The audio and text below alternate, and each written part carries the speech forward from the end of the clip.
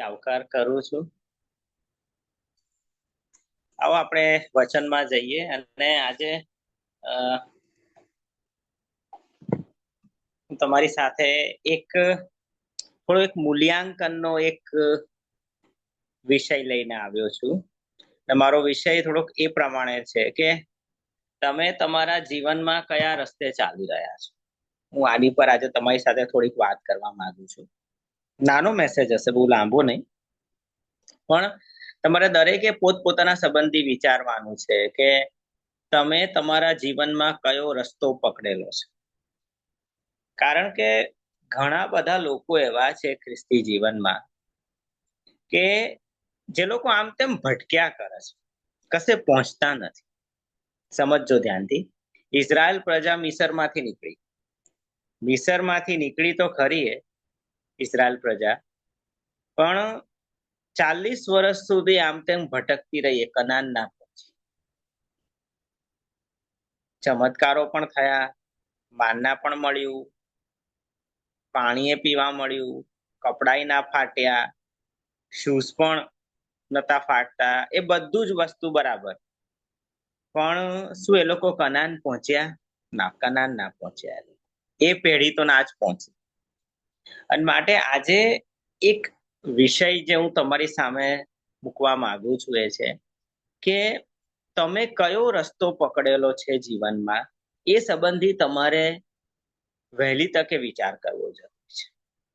અને હું 3 રસ્તા સંબંધી આજે વાત કરવા માંગુ છું. 3 રસ્તાઓ કે આ 3 માંથી તમે કયા રસ્તા પર છો એનું મૂલ્યાંકન તમારે પોતે કરવાનું છે. આ વિષય એવો નથી કે તમે કોઈ બીજાનું મૂલ્યાંકન કરો. તમે એ વિચારો કે પંકજભાઈ કયા રસ્તે જાય છે, ખબર છે, કે તમે વિચારો કે કોઈ ભાનુબેન છે કયા રસ્તે જાય છે, ખબર છે, દિલીપભાઈ કયા રસ્તે જાય. નહીં, તમારે પોતાના સંબંધી વિચારવાનું છે. શું, આવો ધીરે ધીરે આ વિષયને સમજવાની કોશિશ કરીએ. કે હવે એક પહેલો પોઈન્ટ જે હું તમને સમજાવવા માંગુ છું એ છે પહેલો રસ્તો. ઓકે, કે એક એવો રસ્તો હોય છે કે જે લોકો તમારે માટે તૈયાર કરે છે અને પછી તમે રસ્તા પર ચાલ્યા કરો છો. ઓકે, ધ્યાનથી સમજો. એક રસ્તો એવો હોય છે કે લોકો ભેગા થઈને તમારા માટે તૈયાર કરે છે. સમજો, આમાંથી કોઈક તમારા મિત્રો હોઈ શકે, તમારા માતા પિતા હોઈ શકે, ઘણી બધી વખત તમારો આગેવાન હોઈ શકે. એ લોકો તમારા માટે કોઈક રસ્તો કરે છે અને પછી તમે એની પર ચાલો છો. મીન્સ કે બીજા બધા લોકો તમારા માટે નિર્ણય લે છે, એમ હું એવું કહેવા માંગુ છું.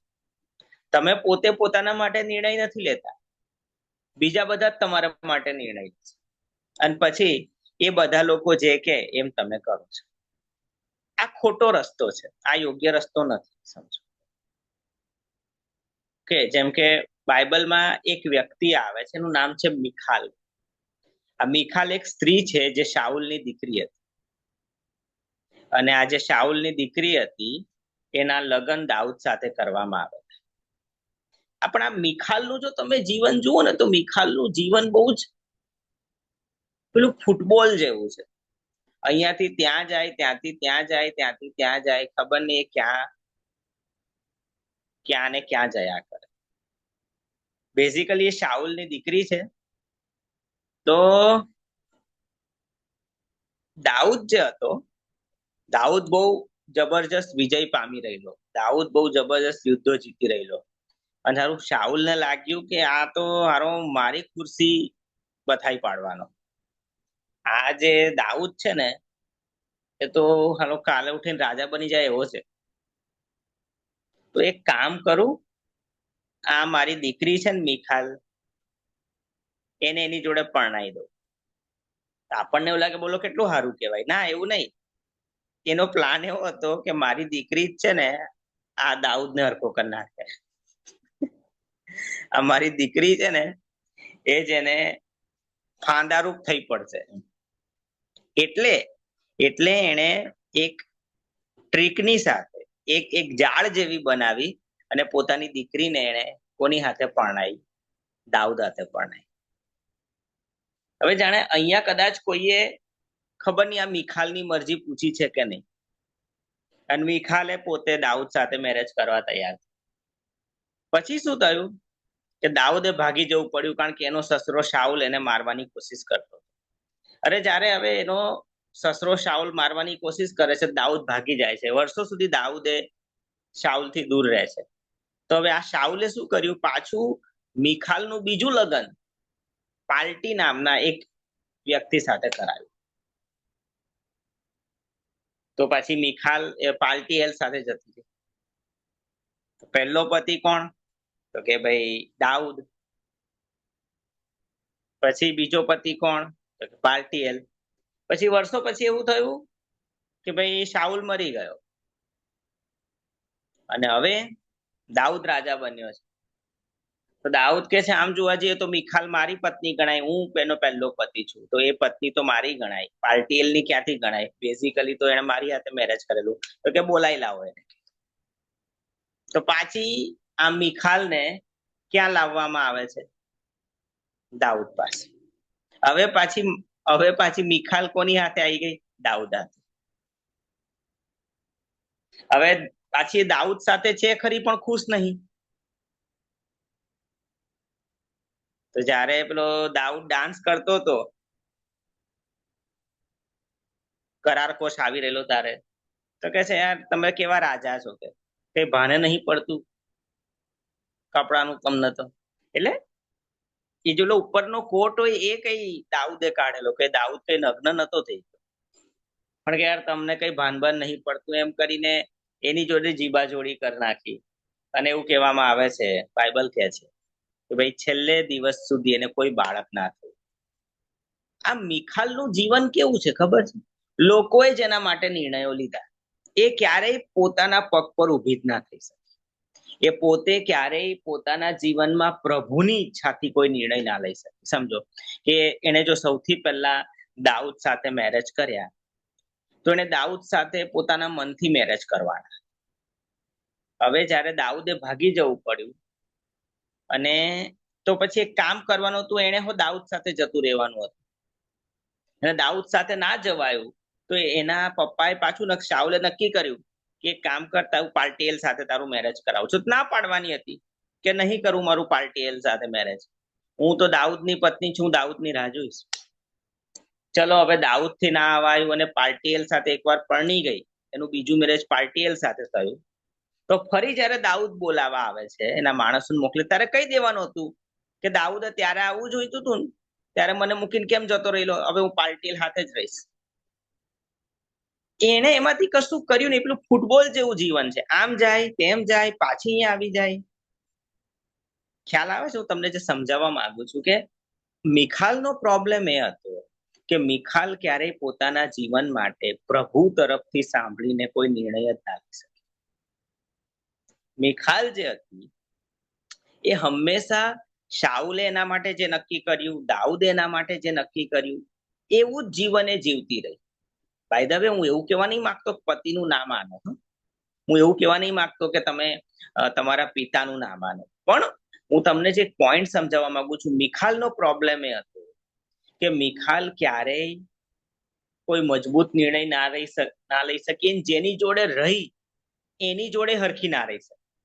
એ છેલ્લે દાઉદ જોડે રહી, પાલ્ટીએલ પાસેથી પાછી એ દાઉદ સાથે આવી ગઈ. મન નતું તો નતું આવવાનું, અને આવ્યા છો તમે મન લગાવો. તોય પાછા દાઉદ સાથે રહે છે, દાઉદના મહેલમાં રહે છે, તોય દાઉદનું અપમાન કરે છે. ઓકે, સો પહેલો રસ્તો જે છે કે ભાઈ એક રસ્તો એવો છે જે લોકો તમારા માટે તૈયાર કરે છે, અને પછી તમે રસ્તે ચાલ્યા કરો છો. પણ આ રસ્તો પણ જીવનમાં બરાબર રસ્તો નથી, અને માટે મેં તમને મિખાલનું ઉદાહરણ આપ્યું કે મિખાલ માટે હંમેશા બીજા લોકોએ જ રસ્તો તૈયાર કર્યો, બીજા લોકોએ જ એના જીવનના નિર્ણયો લીધા, અને પરિણામે મિખાલનું જીવન પણ ક્યારેય ખુશ ના રહ્યું. ઓકે, સો આપણે બીજાના નિર્ણયોને માન આપીએ છીએ. આપણા માતા પિતા આપણા માટે અમુક નિર્ણયો લે, લગ્ન પહેલા એ સારું છે, લગ્ન પછી તમારો પતિ તમારે માટે નિર્ણય લે, જો તમે બહેન છો તો ભાઈ એનો તમારી પર અધિકાર છે. જો તમે પતિ છો તો તમારી વાઈફ પણ તમારા માટે જો કોઈક સારી વિચાર લાવે છે, તમારે એને માનવાનું છે. પણ હંમેશા તમારામાં એક પોતાની પ્રભુના ડાપણ વાળી નિર્ણય શક્તિ હોવી જરૂરી છે, જે મિખાલમાં નહોતી. એ હું તમને સમજાવવા માંગુ છું. હંમેશા મિખાલ બીજાના ઈશારે જ ચાલતી, એનામાં પોતે હા કહેવાની હિંમત નહોતી, ના કહેવાની હિંમત નહોતી. ભાઈ દાઉદ જોડે નહીં આવું તો ના પાડ દે, અને આવી છે તો સારી રીતે રહો. પણ મેં તમને કીધું ને કે મિખાલ જે છે એ હંમેશા લોકોના ઈશારે કશું કરતી રહી. ઓકે, સો જો તમે એક એવા રસ્તા પર છો કે જ્યાં લોકો જ તમારે માટે નિર્ણય લે છે, તો આ રસ્તો જ ખ્રિસ્તી જીવનમાં બરાબર નથી. ઓકે, પેલો એક જણ હતો ને જેને ઈસુએ કીધું કે તું મારી પાછળ ચાલ, તો એક કામ કરો ને સાહેબ, જરા મને ઘરે જઈ આવવા દો ને, ઘરે પૂછી આવવા દો ને. ઘરવાળા હા કહેશે ને તો તમારી સાથે આવીશ. મીન્સ કે એનો રસ્તો કોણ તૈયાર કરે છે ખબર છે? ઘરવાળા. ઓકે, સો પહેલો રસ્તો આ છે. તમે ખ્રિસ્તી જીવનમાં જો આ રીતે જીવી રહ્યા છો તો આ ખોટી રીત છે. ઓકે, હવે બીજો રસ્તો, બીજો એક માર્ગ એવો હોય છે કે જે માણસ જ પોતાને માટે તૈયાર કરે છે. બીજો એક રસ્તો એવો હોય છે કે જ્યાં માણસ જ પોતાના જીવનના બધા નિર્ણયો પોતાની બુદ્ધિ અને પોતાના ડાપણ પર જ લે છે. બસ આ રસ્તો પણ સારો રસ્તો નથી. આપણે જોઈએ છે લોત જ્યારે ઇબ્રાહિમથી છૂટો થયો, એણે પોતે સદોમ અને ગમોરા જવાનો નિર્ણય કર્યો. બરાબર છે, તેને નિર્ણય લેવાની છૂટ હતી. બરાબર છે, એને નિર્ણય લેવાની છૂટ હતી, પણ એણે પેલું કેવું છે, એક સ્વાર્થી નિર્ણય. એણે બસ પ્રભુની દોરવણી ના માગી અને પોતાની બુદ્ધિ ક્ષમતા, પોતાનો અનુભવ, પોતાનો ફાયદો, પોતાનો સ્વાર્થ, આ બધું જોઈને લોતે નિર્ણય લીધો. અને એ લોતનો નિર્ણય બહુ સારો ના રહ્યો. સદોમ અને ગમોરામાં રહ્યો, ઘર સેટલ થયું, ત્યાંની જ વાઈફ લાયો, ત્યાં જ દીકરીઓ થઈ, ત્યાં જ મોટી થઈ, ત્યાંના જ જમાયો પસંદ કર્યા, પણ આખરે બધાનો જ જાણે એક રીતે નાશ થઈ ગયો. પ્રોબ્લેમ શું હતો લોતનો? કે લોતે એક એવો રસ્તો પસંદ કર્યો કે જેમાં દેવની કોઈ દરમિયાનગીરી નથી, અને એણે બધા નિર્ણયો પોતે જ લીધા. એણે ઇબ્રાહિમનું કાઉન્સેલિંગ લઈ શક્યો હતો, પ્રભુને ઓળખનારા વ્યક્તિઓની સલાહ પૂછી શક્યો હતો, પણ એણે શું કર્યું? એણે એક જ કામ કર્યું કે ભાઈ એણે જે નિર્ણયો પોતાના જીવનમાં લીધા એમાં બસ પોતાની બુદ્ધિ, પોતાનો સ્વાર્થ, પોતાનો ફાયદો, પોતાનો અનુભવ આ જ કામે લગાડ્યો. દેવની સલાહ સૂચન ના લીધી. અને શું થયું કે એના જીવનમાં બહુ મોટી બરબાદી, આ નિર્ણયને કારણે બહુ મોટી બરબાદી આવી. લોત ન્યાયી હતો એટલે તો મને ગમોરામાંથી બચી ગયો, પણ યાર ન્યાયી વ્યક્તિ પણ આવી ભૂલ કરી શકે છે. એ ન્યાયી વ્યક્તિ હતો, સદોમ ગમોરામાંથી બચી ગયો, પણ આખરે તો એની પત્નીએ ખારનો થાંભલો બની ગઈ. બરાબર છે, એના પતિએ જે સલાહ આપેલી પાછળ વળી ના જોશો, દેવે સલાહ આપેલી, એનો પતિએ પાછળ પણ એ જોવા ગઈ. આખરે બંને દીકરીઓ બાપ સાથેના વ્યભિચારમાં ગઈ. બહુ બધું વિચિત્ર થઈ ગયું. આનું રૂટ કારણ શું છે? આનું મૂળ કારણ શું છે? લોતે પોતાના જીવનમાં એવો રસ્તો પસંદ કર્યો કે જ્યાં બધા નિર્ણયો પોતે જ લેશે, પ્રભુને નહીં પૂછે. આ બંને રસ્તા ખોટા છે. પહેલો રસ્તો મેં તમને કીધો, જો તમારે માટે લોકો જ હંમેશા નિર્ણય લે છે તો પણ તમે ખોટા રસ્તે છો. બીજો રસ્તો એવો છો, જો તમે જ તમારા જીવનના બધા નિર્ણયો લો છો ને પ્રભુને નથી પૂછતા, ને એવા રસ્તે જો તમે ચાલી રહ્યા છો તો પણ તમે ખોટા છો. બાઇબલમાં આ એક બીજો પણ એક એવો કેસ છે. યાકૂબના 12 દીકરા હતા અને એક દીકરી હતી જેનું નામ હતું દીના. બરાબર છે, યાકૂબની એક દીકરી હતી, એનું નામ હતું દીના. અને આ જે દીના હતી, આપણે એક સમય જોઈએ છે કે ભાઈ એ એક નવા પ્રદેશમાં જાય છે અને જ્યાં એ ફરવા નીકળે છે. છૂટ, એને મળેલી છૂટનો એક ખોટો ઉપયોગ કરે છે. એ ફરવા નીકળે છે અને એ ફરવા નીકળી એટલે જાણે એ રીતે નીકળી કે ભાઈ મારી પર કોઈનું કવરિંગ નથી, મને કોઈની જરૂર નથી, હું ચાહું તેમ મારા નિર્ણયો લઈ શકું છું, હું સ્વતંત્ર છું, હું ઇન્ડિપેન્ડન્ટ છું, મને જે યોગ્ય લાગે એમ હું કરું. એમ કરીને જાણે નીકળી અને શું થયું ભાઈ, એનો બળાત્કાર. આપણે જોઈએ છે ઉત્પત્તિમાં સ્ટોરી છે. આ છોકરીએ શું વિચાર્યું, ભાઈ હું મારી રીતે જીવીશ, હું મારા નિર્ણયો લઈશ. ભાઈ તારે એક નવા પ્રદેશમાં ફરવું છે, કોઈકની સાથે ફર. કોઈક ભરોસેમંદ વ્યક્તિ છે, તારો ભાઈ છે, તારા 12 ભાઈઓ છે, સમજાવવા કહું છું. એમનામાંથી કોઈક લઈ જાય, એકલી ફરવા નીકળે છે ને શું થાય છે. આપણે સમજવાની જરૂર છે કે દીનાની જેમ આપણને પણ નિર્ણયો લેવાની છૂટ છે, પણ તેમ છતાં પણ આપણે આપણી મનમાની નથી કરવાની. લોતે એક પ્રકારની મનમાની કરી, દીનાએ એક પ્રકારની મનમાની કરી અને સારા પરિણામો ના આપ્યા. ઓકે, સો પહેલો રસ્તો જે ખોટો છે કે જો લોકો જ તમારા જીવનમાં નિર્ણયો લયા કરે છે તમારા, તો ખોટા છે, એ રસ્તો જ ખોટો છે.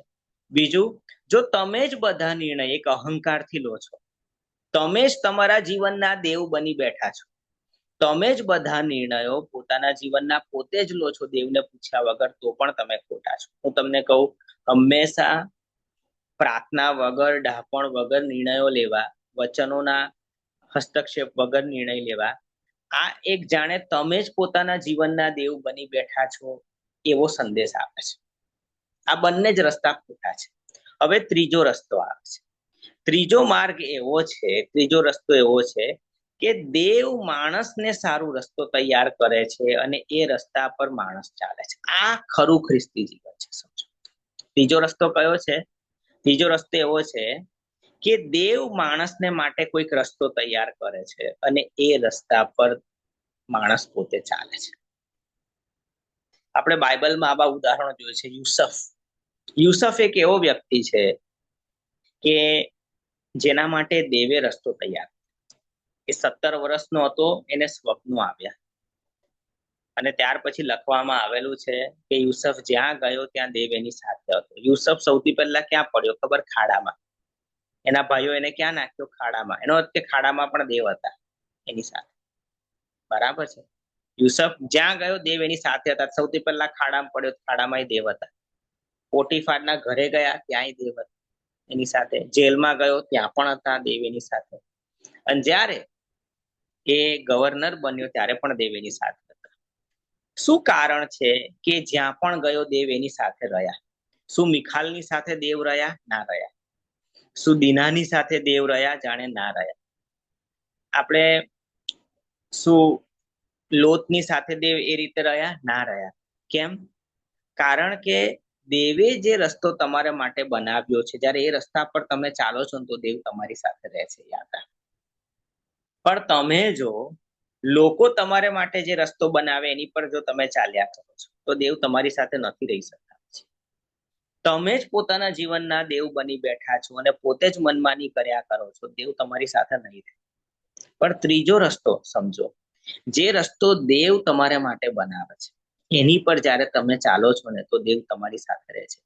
યુસફની સાથે દેવ છેલ્લે સુધી રહ્યા. યાદ, યુસફ જ્યારે 17 વર્ષનો હતો ત્યારે દેવ એની સાથે રહ્યા અને કદાચ યુસફ 110 વર્ષનો થઈને મરે છે, મને એક્ઝેક્ટ ખ્યાલ નથી, ખોટો પણ હું હોઈ શકું છું. પણ ત્યારે પણ દેવ એની સાથે હતા. અને છેલ્લે એ કહે છે કે ભાઈ દેવ તમારી મુલાકાત લેશે. મીન્સ કે ત્યારે પણ એ વિશ્વાસના શબ્દો બોલે છે. હું તમને શું સમજાવવા માંગુ છું? પોતાના વિશે તમે વિચાર કરો, આ 3 રસ્તામાંથી તમે કયા રસ્તા પર ચાલી રહ્યા છો?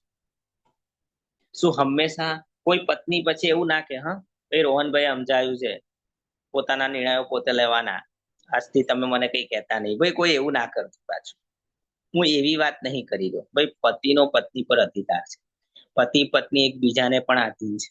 ઓકે, શું એની વાત નહીં? હું કોઈ બંધ કરવા માટે ભાષણ નહીં આપું. પણ પહેલો રસ્તો જે છે મેં તમને કીધું કે ભાઈ એ લોકો તમારા માટે તૈયાર કરે છે. હંમેશા લોકો જ તમારા નિર્ણયો લે છે, તો એક ખોટું છે, એ યોગ્ય નથી. બીજું મેં તમને કીધું, તમે જ બસ કે હું જ મનમાની કર્યા કરું, હું જ મારા જીવનનો દેવ બની બેઠો છું, એ ખોટું છે. ત્રીજો રસ્તો ખરો છે કે જ્યાં પ્રભુ તમારા માટે કોઈ નિર્ણય લે છે અને પછી તમે રસ્તે ચાલો છો. પ્રભુ તમારા માટે એક રસ્તો બનાવે છે અને એ રસ્તા પર તમે ચાલો છો. યુસુફને 17 વર્ષે સ્વપ્નો આવ્યા. એના ભાઈઓ એને ખાડામાં નાખી દીધો, પણ એમાં પણ દેવનો ઈરાદો કામ કરી રહ્યો. જો તમારું મન અંદરથી એ છે ને કે પ્રભુ તે જે રસ્તો બનાવ્યો છે એ રસ્તા પર મારે ચાલવું છે, તમારી જો પ્રાર્થના એ છે ને, તો પ્રભુ તમને એ રસ્તા પર રાખશે. શમુએલ જ્યારે નાનો હતો, એના મમ્મી એના માટે નિર્ણય લીધો. શમુએલે તો ક્યારે એવું નક્કી જ નથી કર્યું કે હું પ્રભુની સેવા કરીશ. એ તો એના મમ્મીએ જ નક્કી કરી દીધું. બરાબર છે. તો નાનો હતો ત્યારથી જ એ તો એલી પાસે આવી ગયો. પછી જેમ જેમ મોટો થતો ગયો, એને પોતે નક્કી કર્યું કે ના ભાઈ, મારે પ્રભુના માર્ગમાં ચાલવું છે. અને પ્રભુએ એના માટે એક રસ્તો બનાવ્યો. એક રાત્રે પ્રભુ એની જોડે વાત કરી કે હવે એલી જે છે, એલી ભરોસેમંદ રહ્યા નથી, પણ શમુએલ, હવે હું તારી સાથે કામ કરવા માંગુ છું. જ્યારે પ્રભુએ શમુએલ સાથે વાત કરી, પ્રભુએ શમુએલ માટે એક રસ્તો બનાવ્યો. એ રસ્તા પર શમુએલ ચાલ્યા, અને શમુએલ જ્યારે મર્યા ને, ત્યારે પ્રભુ એમની સાથે. હું તમને આ પોઈન્ટ સમજાવવા માંગુ છું. શું તમે જીવનમાં એવા રસ્તા પર છો ખરા કે જે પ્રભુએ તમારા માટે બનાવ્યો હોય, કે બસ આમ તેમ ફંગોળાયા કરો છો મિખાલની જેમ, કે પછી લોતના જેવા થોડા અભિમાની થઈ ગયા છો? ના ભાઈ, મારે તો આ કરવું છે, હું તો આમ કરીશ, મારા પૈસા, હું જાણું, કોઈ હું બોલવાનું, એવા તો નહીં થઈ ગયા. સમજો, ઈસુએ પિત્તરને શું કીધું જ્યારે પિત્તર પાણીમાં હતા, હોડીમાં હતા, અને બધાને લાગ્યું કે આ તો કોઈ ભૂત છે? તો પિત્તર કહે છે કે જો તું ઈસુ હોય તો મને કે હું પણ પાણી પર ચાલું. તો ઈસુ શું કહે છે? આવ. ઈસુ શું કહે છે? આવ. જ્યારે ઈસુ બોલે છે આવ, ત્યારે પિત્તર હોડીની બહાર પગ મૂકે છે પીતા પીતા. પણ હવે જ્યારે ઈસુએ આમંત્રણ આપ્યું, તો એ રસ્તો કોણે બનાવ્યો? ઈસુએ બનાવ્યો. કોની તરફ આવવાનો? ઈસુ તરફ આવવાનો. અને પિત્તર એ રસ્તા પર ચાલતા ચાલતા ઈસુ પાસે જઈ રહેલા. અને એક વખત ડૂબવા માંડ્યા તો તરત પાછા ઈસુએ પકડી પણ લીધા. પિત્તરે બૂમ પાડીને ઈસુએ પકડી પણ લીધા. કેમ? એ રસ્તો ઈસુએ પોતે બનાવેલો પિત્તર માટે. તમે કયા રસ્તે ચાલી રહ્યા છો વિચાર કરો. ને તમને નથી ખબર પડતી તો પ્રાર્થના કરો કે પ્રભુ, મારે એવા રસ્તા પર ચાલવું છે કે જે રસ્તો તે મારા માટે બનાવેલો. જો મિખાલે ખ્રિસ્તી જ હતી, તે સમજાવવા કહું છું. લોતે ખ્રિસ્તી જ હતો, દીનાઈ ખ્રિસ્તી જ હતી, પણ માર્ગો પ્રભુના નહોતા. ખ્યાલ આવે? બધા ખ્રિસ્તી જ છે, પણ 3 માંથી તમે કયા રસ્તા પર ચાલી રહ્યા છો વિચાર કરો. શું તમે એવા રસ્તા પર ચાલી રહ્યા છો જે પ્રભુએ તમારા માટે બનાવ્યો હોય? તમે આજે ખાતરીથી એવું કહી શકો છો કે ભાઈ, પ્રભુએ જે સમય મને જે પ્રેરણા કરી એ નિર્ણયો મેં લીધા. અને જો તમે કદાચ નથી લીધા, તો આજથી શરૂઆત કરો કે પ્રભુ, મારે દીનાની જેમ નથી જીવવું, મારે મિખાલની જેમ નથી જીવવું, મારે પેલા લોતની જેમ નથી જીવવું, મારે પ્રભુ યુસુફની જેમ ચાલવું છે, મારે શમુએલની જેમ જીવવું છે. જે રસ્તો તમે મારા માટે નક્કી કર્યો છે, એ રસ્તા પર હું ચાલવા માંગુ છું. એમાં તમે મને ચલાવો, એમાં તમે મને ચલાવો. બાઇબલ કહે છે 2 રસ્તા છે. આ અલગ સ્ટોરી છે. બાઇબલ કહે છે 2 રસ્તા છે, સાંકડો માર્ગ અને પહોળો માર્ગ. સાંભળ્યું છે? કઈ વાંચો છો ને બાઇબલ, કે હું જ વાંચું છું? એવું જ નહીં ને? બાઇબલ કહે છે 2 રસ્તા છે ભાઈ, ખબર છે ને? એક કેવો રસ્તો છે? એક સાંકડો રસ્તો છે. અને બીજો રસ્તો કેવો રસ્તો છે? બીજો પહોળો રસ્તો છે. અને બાઇબલ કહે છે આ સાંકડો રસ્તો જેને દેખાય છે ને થોડાક જ છે, બાકી બધાને તો પહોળો રસ્તો જ દેખાય છે. કશું પણ થાય, પૈસાથી પતાવી દો. કશું પણ થાય, કોન્ટેક્ટથી પતાવી દો. કશું પણ થાય, ભાઈ સંબંધોમાં જુઓ ને કઈ થાય એવું હોય તો. બહુ ઓછા લોકો છે કશું થાય તો પ્રભુ પાસે જાય. બહુ ઓછા એવા લોકો છે કશું થાય તો પ્રભુને ઓળખતા માણસો પાસે જાય. સમજો, એક વખત એવું થયું કે એક પિતાએ પોતાના દીકરાને એક થેલી આપી. શું કર્યું? એક બેગ આપી. અને કીધું રાત્રે રાત્રે આવું 9 વાગે કીધું કે બેટા એક એડ્રેસ હું તને આપું છું, એ જગ્યા પર તારે જવાનું છે ચાલતા ચાલતા. બહુ વર્ષો પહેલાની વાત છે, જયારે વાહન વ્યવહાર ને બધું ખાસ હતું નહીં. તો તારે જવાનું છે, ઓકે. સો તું રાત્રે હમણાં 9 વાગે નીકળ. અને એના પિતાએ એને એક ફાનસ આપ્યું, પેલું નાનું દીવો સળગાવે ફાનસ આવે ને એ. અને એને ખેતરમાં લઈ ગયા અને કે બેટા આ તને જમીન પર જે પગદંડી દેખાય છે ને, પગનો રસ્તો દેખાય છે ને આટલો પાતળો, એની પર ચાલતા ચાલતા ચાલતા તારે આ જગ્યાએ પહોંચવાનું છે. તો કે સારું પપ્પા. તો રાત્રે 9 વાગે છોકરો થેલી લઈને નીકળ્યો અને એને હાથમાં ફાનસ લીધું અને આખી રાત એ ચાલ્યો. રાત્રે 9 વાગે ચાલ્યો કે સવારે 6 વાગે 7 વાગે સૂરજ ઉગ્યો ત્યારે ઓલમોસ્ટ એ જ્યાં પહોંચવાનું હતું ત્યાં નજીક પહોંચી. હવે જેવો એ ત્યાં જે ઘરે એને પહોંચવાનું હતું ત્યાં પહોંચ્યો, અચાનક જ એને બહુ આશ્ચર્ય થયું. શું? તો ત્યાં તો એક મોટો હાઈવે હતો. શું હતો? એક મોટો હાઈવે હતો. પાછો ઘરે આવ્યો અને પપ્પા પર બહુ ગુસ્સે થઈ ગયો. પપ્પા, તમે જે જગ્યાએ મને મોકલ્યો ત્યાં તો એક બીજો રસ્તો પણ જાય છે. એ રસ્તો તો સરસ ડામરનો છે, ત્યાં બસ સર્વિસ છે, ત્યાં ગાડીઓ પણ એ રસ્તે. એના કરતા તમારે આખી રાત તમે મહેનત કેમ કરાવી? બહુ આસાનીથી હું કલાકમાં 2 કલાકમાં ત્યાં પહોંચી જાત. આખી રાત તમે મારી પાસે મહેનત કરાવી, મને પેલું ફાનસ આપ્યું, ચાલતા ચાલતા ધીમે ધીમે તમે મને મોકલ્યો. પેલો આટલો બધો સારો હાઈવે હતો એ મેં પકડી લીધો હતો, મારી આટલી બધી મહેનત થોડી જાત. એના પપ્પાએ કીધું કે મેં તને કેમ આવું કરવા કીધું? તને ખબર છે કે જે બેગ મેં તને આપેલી એમાં પૈસા અને સોનું હતું. તું જો એ હાઈવે પરથી જાત તો બહુ આસાનીથી એ હાઈવે પર ચોરીઓ થાય છે અને ચોરાઈ જાય. બીજી વસ્તુ, મેં તને રાત્રે ફાનસ આપ્યું, બરાબર છે? કેમ? તો કે એ ફાનસ ને પકડી પકડીને તું ચાલે તો તારે આગળ નહીં જોવું પડે, તારે હંમેશા નીચે જોવું પડશે. આમ નીચે જોઈને એક સમય એક જ સ્ટેપ મુકાય. ખ્યાલ આવે છે? પાતળો રસ્તો હોય અને હાથમાં ફાનસ હોય ને અંધારું હોય, તમે બહુ સ્પીડમાં ના ચાલી શકો. તમારે એક સમયે એક જ પગલું મૂકવું પડે, બીજા સમયે બીજું પગલું મૂકો, ધીરું ધીરું ચાલવાનું. એકચ્યુઅલી છે ને ખ્રિસ્તી જીવન આવું છે.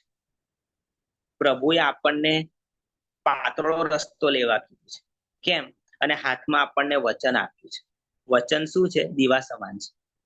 આપણે એક સમયે એક જ પગલું મૂકીને ધીરે ધીરે ચાલવાનું છે, પ્રભુ પર આધાર રાખીને ચાલવાનું છે. બીજા બધા રસ્તાઓ છે પણ એ રસ્તાઓ જોખમી છે. એ રસ્તાઓ સાચા રસ્તા નથી. એ રસ્તાઓ પ્રભુ દ્વારા પસંદ કરાયેલા માર્ગો નથી. પ્રભુ જો તમને એક પગદંડી પરથી ચલાવે છે, સાંકડે રસ્તે ચલાવે છે, એક રાત્રે અંધારામાં ચલાવે છે, પેલા નાના ફાનસને લઈને ચલાવે છે, એનું કારણ એ છે કે એ તમારા માટે એક ઉદ્દેશ ધરાવે છે. એ તમને સેફ રાખવા માંગે છે, એ તમને તૈયાર કરવા માંગે છે, એને તમારે માટે કંઈક સારું વિચારી રાખ્યું છે. જો બસમાં બેસીને જતે એ છોકરો તો બસમાં ઊંઘી જાત, પણ અહીંયા એના બાપા એની પાસે મહેનત કરાવી, એના બાપા એને શીખવાડ્યું જવાબદારી શું છે. જીવનમાં અઘરી વસ્તુઓનો સામનો કરવો પડશે. હંમેશા બસ નહીં મળે, હંમેશા કાર નહીં મળે. સો સમજો, એટલે બાઇબલ કે છે 2 રસ્તા છે, એક પહોળો રસ્તો છે અને એક સાંકડો રસ્તો છે. અને સાંકડો રસ્તો પ્રભુએ આપણને લેવા કીધો છે. અને આ સાંકડો રસ્તો કેવો છે? એમાં તમારે પ્રભુ પર આધાર રાખવો પડશે, પ્રાર્થના કરવી પડશે, પ્રભુને પૂછવું પડશે, રોજ પ્રભુ પાસે જવું પડશે, વચન વાંચવું પડશે. બહુ આગળ નહીં દેખાય, નીચે જોવું પડશે. એક વખત એક જ પગલું લેવાશે, પછી બીજું પગલું લેવાશે, પછી ત્રીજું પગલું લેવાશે. સ્પીડ થોડી ઓછી હશે, પણ આમાં પ્રભુ તમારી સાથે હશે. આમાં પ્રભુ તમારી પરીક્ષા પણ કરશે. ખ્યાલ આવે છે? તો આ સમજવાની જરૂર છે તમે કયા રસ્તે ચાલી રહ્યા છો. પહોળા રસ્તે ફટાફટ પહોંચી જવાય, પણ માર્ક ના મળે. પહોંચી જાવ ખરા તમે, પણ છેલ્લે દાડે પ્રભુ પેપર ચેક કરે ને તો માર્ક ના આપે કે આ રસ્તો તો લેવાનો જ નહોતો, આખો રસ્તો જ ખોટો લીધો, 0 માર્ક. ત્યારે પેલો પાતળો રસ્તો છે ને, એને તમે અડધો કાપ્યો હોય ને તોય 50 માર્ક મળે. કેમ એ રસ્તો લેવા કીધેલો? તમારા હાથમાં ફાનસ હતું, તમારા હાથમાં થેલી હતી, તમે આજ્ઞા પાળી, તમે રાતમાં હિંમત રાખી, મજલ કાપી, પ્રાર્થના કરી, પ્રભુ પર ભરોસો રાખ્યો, અડધો રસ્તો કાપ્યો છે તો 50 માર્ક આપીશ. સમજો તમે કયા રસ્તે ચાલી રહ્યા છો. અમુક લોકો તો એટલી ઝડપમાં છે કે એટલી બધી ઝડપની ચિંતા છે કે આખી દિશા જ ખોટી પકડી લીધી છે. જીવનમાં ઝડપ કરતા દિશા મહત્વની છે. તમે ધીમા ચાલતા હો પણ સાચી દિશામાં ચાલતા હોય એ જરૂરી છે. તમે બહુ ઝડપથી ચાલતા હો પણ ખોટી દિશામાં ચાલતા હોય તો પછી પ્રોબ્લેમ છે. ઓકે, સો મેં આજે જે વિષય સમજાવ્યો, આઈ હોપ કે તમે સમજી શક્યા હશો. તમે પોતે નક્કી કરો તમે કયા રસ્તા પર ચાલી રહ્યા છો. ઓકે, આપણે મિખાલ જેવું નથી બનવાનું કે જેના નિર્ણયો બીજા લોકો જ લેતા હોય. નથી આપણે લોટ જેવા બનવાનું કે ભાઈ આપણે જ પોતાના નિર્ણયો લઈએ. કોઈની દાટી નહીં ખાવાની. બરાબર છે. લોટને કેવું થઈ ગયું, હવે હું ઇબ્રાહિમ જેવો જ ને કે હવે ભાઈ ઇબ્રાહિમ પાસે ઘેટા બકરા છે, મારી પાસે ઘેટા બકરા છે, તો હવે મારે એની આધીનતામાં રહેવાની હું જરૂર? આને જીવનનો અહંકાર કહેવાય કે જાણે હું મારું બધું જોઈ શકું છું તો હું કોઈની આધીનતામાં કેમ રહું? આ ખોટો નિર્ણય છે. સમજો, હું બધું જોઈ શકું છું તો હું કોઈની આધીનતામાં કેમ રહું? આ તો એક પ્રકારનું અભિમાન છે. લોટ કદાચ એમાં આવી ગયો અને એનું જીવન પછી બરાબર ના રહે. પણ ત્રીજો જુઓ, યુસફ છે, શમુએલ છે, હોશિયા છે, દાનિયેલ છે, ઇબ્રાહિમ છે. આ એવા લોકો હતા કે જેમને માટે પ્રભુએ રસ્તો બનાવ્યો અને એ લોકો એ રસ્તા પર ચાલ્યા. પ્રભુ દરેક વ્યક્તિ માટે રસ્તો બનાવે છે, યાદ રાખો. તમે એની પર ચાલો છો કે નહીં એ તમારે જોવાનું છે. અને બાઇબલ આપણને 2 રસ્તા વિશે શીખવે છે, સાંકડો રસ્તો અને પહોળો રસ્તો. જીવનમાં પહોળો માર્ગ ના લો. બહુ સહેલો છે પહોળો રસ્તો લેવો. જૂઠું બોલવું, ઘાલમેલ કરવી, બરાબર છે, કોઈક રીતે ખોટી રીતે કશુંક લઈ લેવું, કોઈનું ના માનવું, અધિકારમાં ના રહેવું, મનમાની કરવી, કોઈની ચિંતા ન કરવી, માન ન રાખવું, કોઈનું ઇન્સલ્ટ કરવું, મન ફાવે તેમ કરવું. આ બધા પહોળા રસ્તા છે કે તમે ફટાકત દઈને તમારું કામ થઈ જાય. પણ સાંકડો રસ્તો અઘરો છે, પણ એના માર્ગ પણ બહુ મળે છે. પ્રભુની આગળ માન્ય થાય છે. એ સાંકડા રસ્તામાં પ્રભુ તમારી સાથે છે.